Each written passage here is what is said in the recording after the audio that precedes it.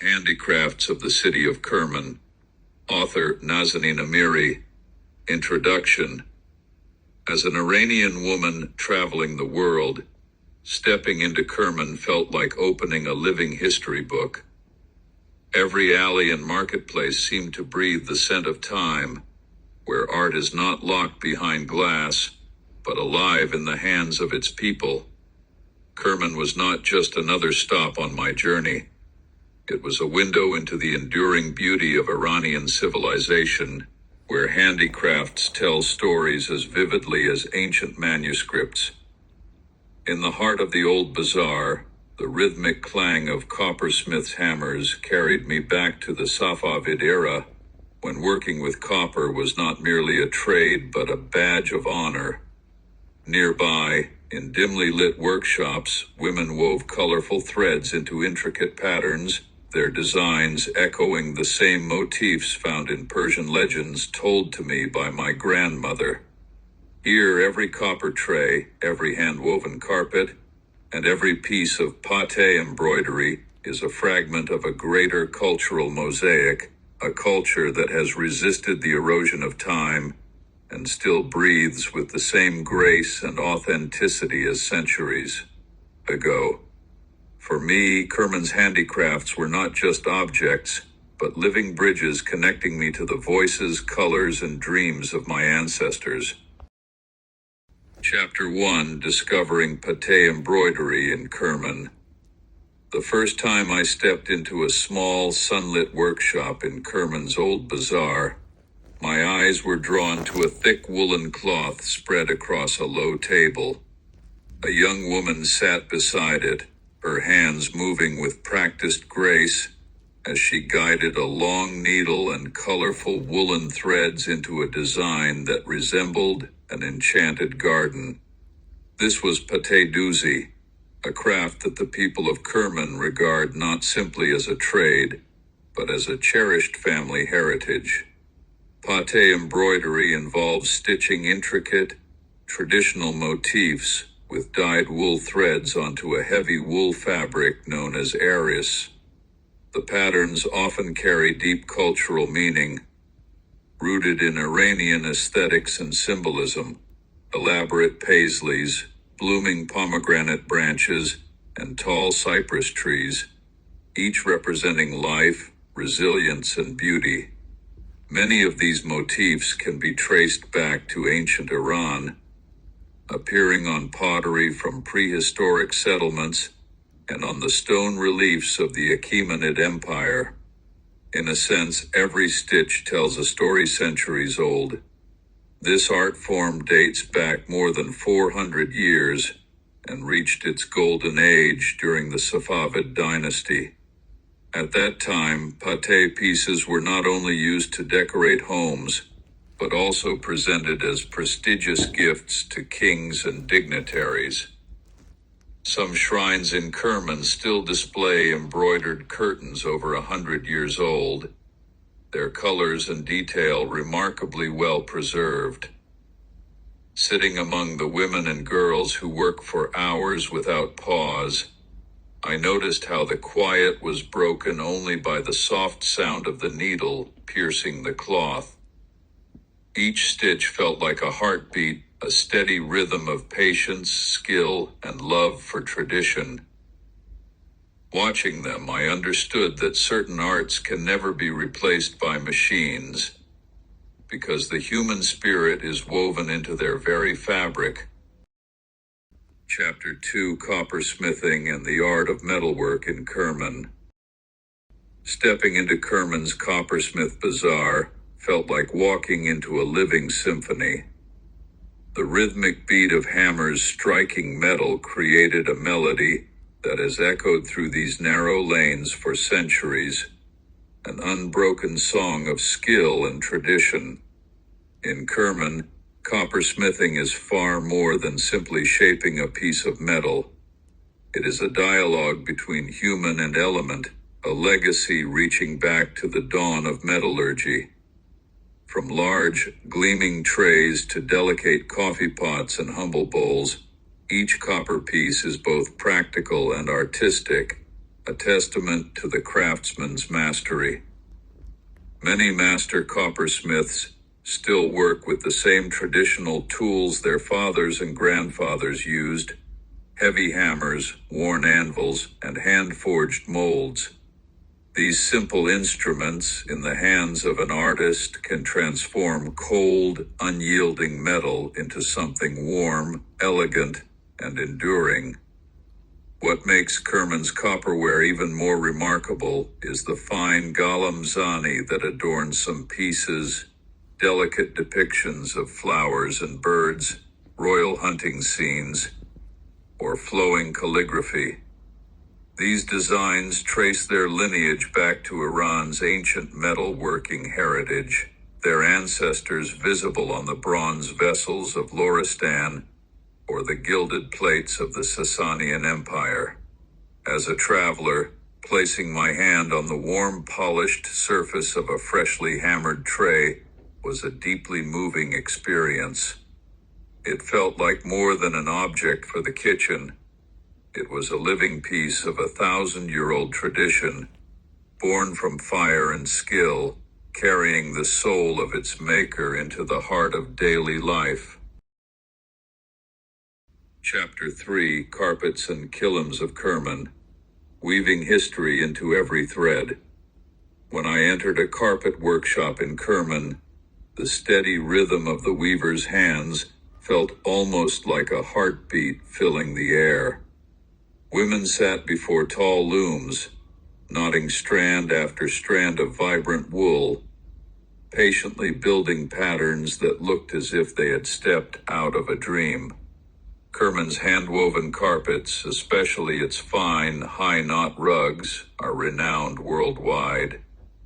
Their deep, rich colors, fiery crimson, emerald green, and turquoise blue, are not the result of synthetic dyes, but come from natural sources: walnut husks, madder root, indigo, and even vine leaves. Every rug tells a story: medallion patterns, royal hunting scenes, or the timeless Shah Abbasi floral motifs, all carrying within them centuries of Persian artistic tradition. Alongside these famous carpets, Kerman's kilims hold their own quiet charm. Simpler in technique, but no less captivating, they use bold colors and geometric patterns, often inspired by the lives of nomadic and tribal communities. Many of these motifs, like the repeating diamond shapes, are believed to be ancient protective symbols against the evil eye, passed down for generations. For me, watching the weaving process was like witnessing the writing of a wordless book. Each knot and each row was a sentence, each color a chapter. These pieces were not just floor coverings. They were living canvases where the identity, stories, and dreams of Kerman's people were woven into the very fibers. Chapter 4: Rosewater Distillation, the fragrant art of Kerman. Early in the morning, as the sun rose behind Kerman's mountains, I joined a local family heading to a garden filled with damask roses. The cool morning breeze carried a sweet, intoxicating scent, and everywhere I looked, hands were gently gathering the delicate pink petals into woven baskets. This was not simply harvesting. It felt like participating in an ancient ritual. Rosewater production in Kerman, especially in towns like Lalazar and Bardzir, has a history that spans centuries. The craft is not limited to making rosewater. It also includes extracting essential oils and natural perfumes. Large copper cauldrons are set over wood fires, filled with fresh petals and water. As the mixture simmers, fragrant steam passes through coiled copper pipes and condenses into a cool, aromatic liquid. What fascinated me most was that this method of distillation has its roots in the scientific and artistic traditions of ancient Iran, knowledge later shared with the Arab world. and eventually Europe. Even Avicenna wrote of these techniques in his medical works, recognizing their value for both healing and beauty. For me, watching the process was about more than seeing a product being made. It was witnessing the preservation of a sensory legacy. Every drop of rosewater seemed to carry the memory of the gardens, the mountain air, and the devotion of the people who make it. When bottled, it becomes more than a fragrance. It is a piece of Kerman's soul, ready to travel the world while still holding the essence of its homeland. Chapter 5, Traditional Instrument Making. The voice of Kerman's mountains and deserts. On my journey to the southern part of Kerman province, I reached a village where the air was filled with the warm notes of local music.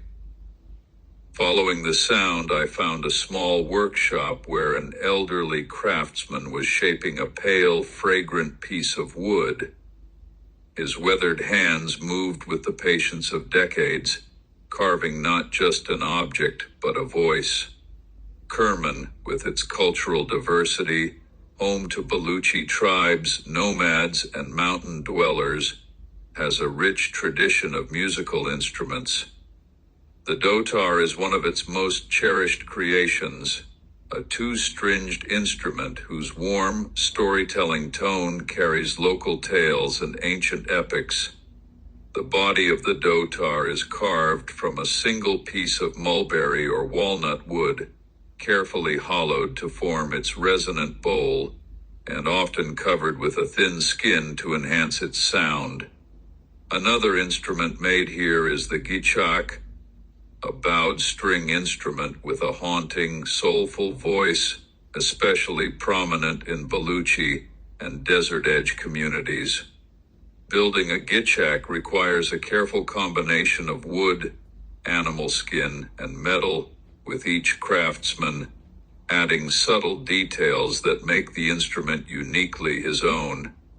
As I watched, I realized the process was much like giving life to something new. Every cut, every drilled hole, every string added was part of shaping its character. When the craftsman finally played a few local melodies, the workshop was filled with a sound that seemed to hold the wind of the mountains, the stillness of the desert, and the joys and sorrows of generations. Instrument making in Kerman is a reminder that art is not only something you can see, it's also something you can hear and feel. Here, creativity flows not just through hands, but through hearts and voices, turning raw materials into timeless music. Chapter 6, Palm Leaf Weaving, the Art of Life in the Desert. On the final day of my journey through Kerman, I visited a small village on the edge of the desert. The warm wind played with grains of sand, and tall date palms stood like silent guardians casting their shade over the ground. Beneath one of these palms, a group of women sat together, their hands moving in perfect harmony as they wove slender, golden strips of palm leaves into intricate shapes. This was Hasir Bafi, an art that has survived in these lands for generations. Palm leaf weaving in Kerman is a craft born out of necessity and creativity. In these hot, arid regions where timber and other plants are scarce, people have long relied on the leaves of date palms to make baskets, mats, fans, and even wall coverings. Each piece, though simple in function, carries its own beauty, adorned with diagonal lines, geometric patterns, or natural color variations from the leaves themselves. The tools are minimal, but the skill is immense. The women weave while chatting or singing traditional songs. With no written designs to follow, every pattern is shaped in their minds, passed down through years of practice and family tradition. For me, watching them work was a lesson in resilience and ingenuity. In a landscape where resources are limited, they have found ways to turn nature's simplest offerings into something useful, lasting, and beautiful. When I left the village, I carried with me a small woven basket, still fragrant with the scent of palm leaves. I knew it was more than just an object. It was a piece of the desert's story, and a reminder of the people who, from scarcity, have created a world full of art. Conclusion: Kerman, a land where art and life are woven together. My journey through Kerman revealed that the province's handicrafts are not just echoes of the past. They are a living part of the present. From the patient stitches of pate embroidery to the rhythmic hammering of copper, from the story-filled knots of carpets and killams to the fragrant tradition of rosewater distillation, from the heartfelt music of handmade instruments to the humble yet ingenious beauty of palm leaf weaving, each craft speaks of a deep connection between the people, their land, and their history. As an Iranian woman traveling the world, I saw that in Kerman, art is not created merely for decoration. It is a language of identity and survival. Here, every stitch, every hammer's strike, every knot, every scent, and every weave forms a bridge between yesterday and today, a bridge we must preserve if we are to cross it into tomorrow. Kerman reminded me that handicrafts are the beating heart of a culture. As long as that heart keeps beating, our identity remains alive, and in Kerman I heard that heartbeat everywhere I went.